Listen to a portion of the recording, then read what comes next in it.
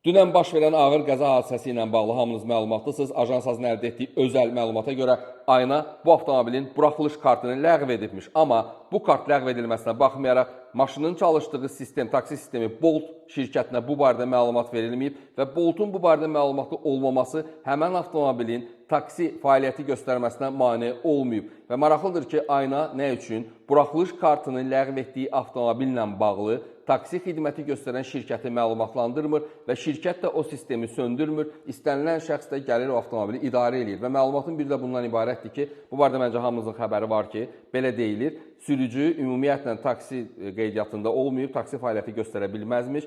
O, bizdə olan məlumata görə Qala kəndində antena ustasıdır və ümumiyyətlə avtomobil başqa şəxsin adında qeydiyyatdan keçibmiş. Və xüsusi bir daha vurğulamaq istəyirəm ki, Ayna ləğv etdiyi buraxılış kartı ilə bağlı nə üçün Boltu məlumatlandırmayıb? Biz bu sualla Aynaya müraciət eləmişik, ümid edirik ki, cavab verəcəklər. Çünki əgər Ayna ümumiyyətlə tək bu yox, bir çox avtomobillərdə taksi sistemi ilə bağlı buraxılış kartlarını ləğv edirsə, o həmən şirkətləri məlumatlandırmalıdır ki, partnyor olaraq. Onlar da bu sistemi dayandırsınlar və təsadüfi adamlar bu avtomobildən istifadə etməsinlər. Yəqin ki, hər hansı bir səbəb var ki, bu buraxılış kartı dayandırılır.